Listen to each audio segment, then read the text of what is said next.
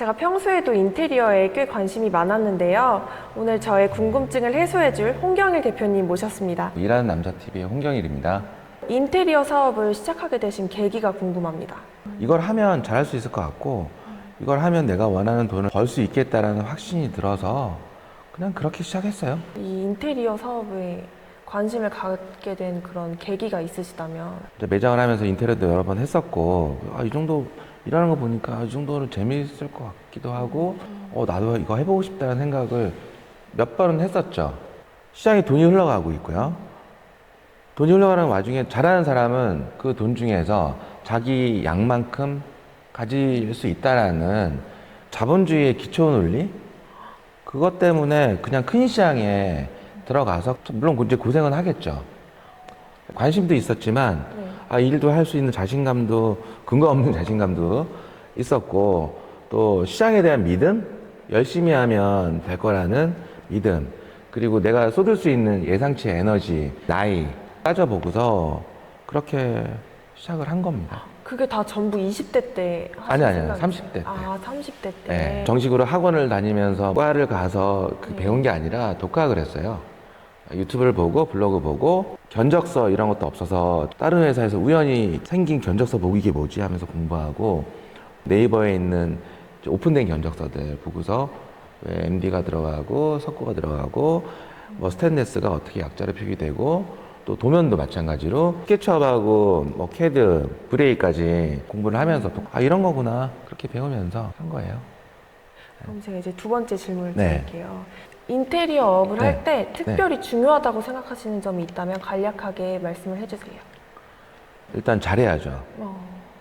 크게 두 가지로 나누면 고객이 주는 돈을 갖고 하는데 고객이 대출을 받거나 진짜 있는 돈 없는 돈 다 모아서 하는 경우가 대부분이에요. 그러니까 그 사람들 입장에서는 생명줄과 같은, 그러니까 돈으로만 해석할 건 아닌 거죠. 근데 기술이 없으니까 저희 같은 기술이 있는 사람한테 계약을 하고 믿고 맡기는 거죠. 근데 그거 어떻게 잘 안 할 수가 있어요? 만약에 그게 잘 안 되는 범주로 나간다면 고객이 그 돈을 잘못 투자한 거죠. 그걸로 생기는 분쟁들이 어마어마하죠. 스트레스 받는 것도 그렇고 실수가 있으면 안 돼요. 물이 샌다거나 공사 다 끝났는데 마음에 안 든다든가 아니면 전혀 맞지 않는 공사를 했다든가. 가장 중요한 거는 이제 그만큼 잘해야 된다는 거, 이 부분. 두 번째는 진행하는 과정에서 절차들이 있어요. 되게 중요해요. 네네. 잘 부탁합니다. 네, 알겠습니다. 돈 주세요. 하는 경우도 어쩌다 있을 수 있겠죠. 근데 그런 거는 100% 잘못된 거고요. 공사를 하려면 공사 개요, 설계도, 그 다음에 계약 관계, 경력이 있느냐, 그런 유사한 공사를 한 적이 있느냐, 돈의 흐름. 저희도 돈을 받으면 제가 그 돈을 다 가지는 게 아니니까 각 시공자들한테 그 돈을 배분을 해서 알맞게 계약을 해가지고 합리적으로 흘러가야 되고 또 그 사람들을 컨트롤, 감리를 해야 되니까 그런 일체 행위가 또 중요하죠. 그러니까 마음 갖고 다 할 수 있는 것도 아니고요. 잘해야 되는 결과물을 또 내야 되니까 마음도 그렇고 실제 행동도 이 두 가지가 병행이 돼야 되고 쉽게 말하면 고객과 제가 서로 손을 잡고 목적지로 가는 거예요. 근데 서로 싸우면 안 되겠죠? 안 싸우려면 구조적인 구조체가 있어야겠죠? 그게 계약서, 설계, 약속. 이 두 가지 자료에 표현되지 않는 디테일함, 심리적인 거, 서로 오해할 만한 사항들. 그래서 요즘 세상이 좋아져서 카톡이라든가 뭐 이런 게 있어서 증거를 볼 수 있잖아요. 기억은 날조할 수 있지만 서류라든가 카톡에 나와 있는 건 날짜하고 시간, 그런 그 내용이 있기 때문에 저희 같은 경우는 예를 들어서 고객이 어떤 거를 컨펌을 했다 그러면 카톡에 찍고요. 올리고 이걸로 컨펌하셨습니다. 제 생각에도 이게 좋습니다. 이렇게 의견들, 그 개인의 의견과 고객의 확인 이런 것들이 설계도와 계약서 두 개만 갖고는 할 수는 없어요. 그런 행위들이 다 포함이 되어야 궁극적으로는 서로가 애당초 목표했던 그 목적지에 도착할 수가 있어요. 그러면 인테리어 잘 끝난 거예요. 또 제가 궁금한 게 있는데 인테리어도 약간 유행이라는 게 있잖아요. 있죠. 그래서 그 유행을 계속 공부를 하시는 건지. 자주 보고요. 관련된 책자. 요즘은 오픈된 세상이니까 인터넷 서치 몇 번 하면은 옛날에야 불가능했지만 지금은 구글의 이미지 클릭하면 다 나오죠. 이제 다음 질문을 네. 드릴게요.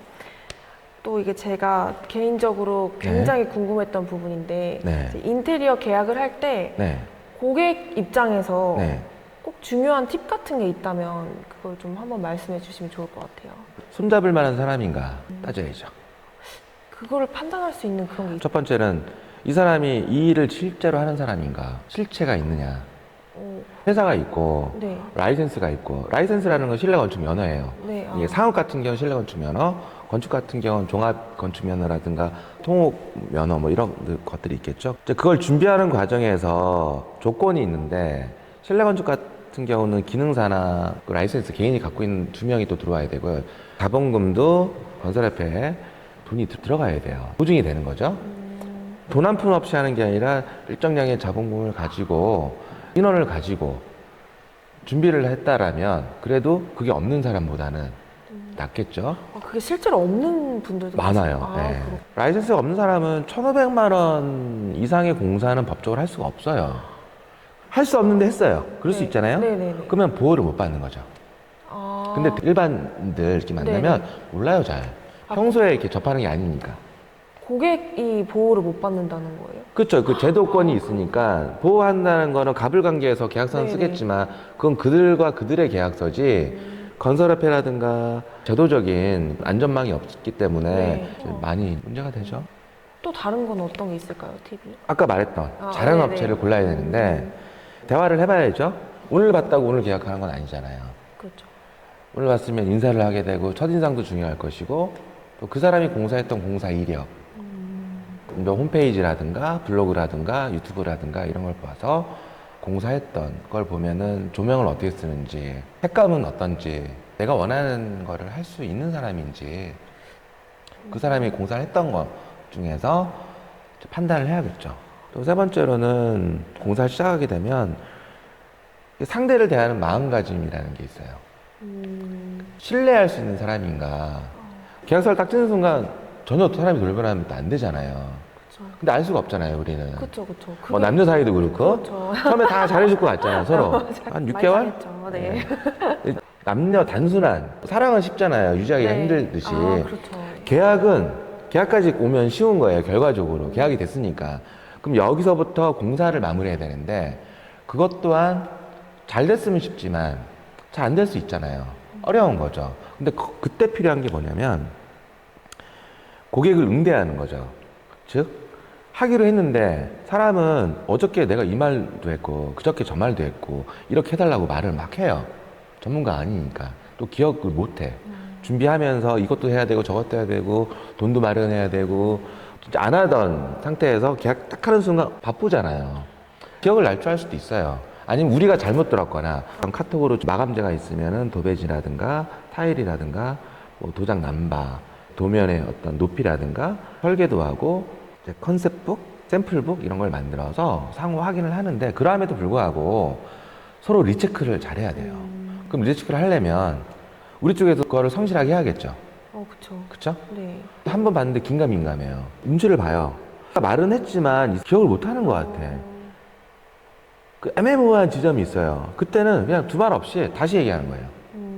그래서 리체크를 해요. 그때 발견되는 것들이 있어요. 그때 이 말씀이셨군요. 저는 이렇게 알고 있었어요. 그러면은 리체크를 해서 수정을 하는 거죠. 근데 공사를 이미 들어갔으면 들어간 다음에 리체크를 하게 되면 뽀개고 다시 해야 되잖아요. 그럼 그 돈이 어디서? 그거는 새는 돈이죠. 그러니까 새는 돈 막아야겠죠. 제가 그런 얘기를 해요, 업체한테. 자, 이제 공사를 저희하고 하기로 서로 약속이 됐고 했으니까 저한테 더 집중해 달라고 해요. 남녀 사이하고 똑같은 것 같아요. 자, 우리 사귀기로 했어. 네. 근데 사귀기 전처럼 하면 안 되잖아요. 그렇죠. 그렇죠? 뭐 어디서 만나기로 했으면, 약속을 했으면 그 시간에 제대로 오는지 약속이 어긋날 수 있잖아요. 그럴 때 전화로 알려주고. 사정이 있어서 야 정말 미안해. 이런 납득할 만한 사정이 있어서 못하고 나 이거 보상해 줄게. 다음에 더 맛있는 거 사주고 더 좋은 데 데려가 줄게. 라고 해야겠죠? 그쵸. 그러면 기분이 안 상하죠. 그죠. 근데 전화해서 나 일이 있어가지고 못 가겠어. 그럼 열받죠. 그쵸? 그러니까 네. 내용은 똑같은 거예요. 네네. 자, 거기 못 나가요, 내가. 네네. 약속이 깨졌어. 거기에 대응하는 방식이 같이 손을 잡은 사람이라면 상호 잘해야 된다고 생각이 돼요. 내가 100% 잘해요. 고객은 건성건성해요. 그럼 나는 힘들겠죠. 또 내가 건성건성해요. 고객은 100% 잘해요. 그러니까 손뼉이 이렇게 마주쳐야 소리가 나듯이 좋은 결과물이든 나쁜 결과물이든 저는 그렇게 생각해요. 서로 잘해야 된다. 저는 인테리어 이 자체만 생각을 했었는데 이것도 결국 사람이랑 사람 간의 그렇죠. 일인 거네요. 고객이 눈에서 막 레이저가 나와요. 그럼 당황하죠. 사람을 읽는 거예요, 결국은. 표현을 했는데 그 표현을 잘 캐치해서 고객이 원하는 거를 유사한 사진이라든가 이런 걸 찾아서 이런 걸 찾습니까? 라고 알려주려면 그 사람에 대한 바라봄, 이해 이런 것들이 기본 전제 조건이 돼야 되고 저는 그래서 이 직업이 매력 있다고 생각이 들어요. 약간 종합예술 같은 그렇죠. 그런 그래서 사람들이 그런 네. 얘기를 하는 것 같아요. 전 동의하고요.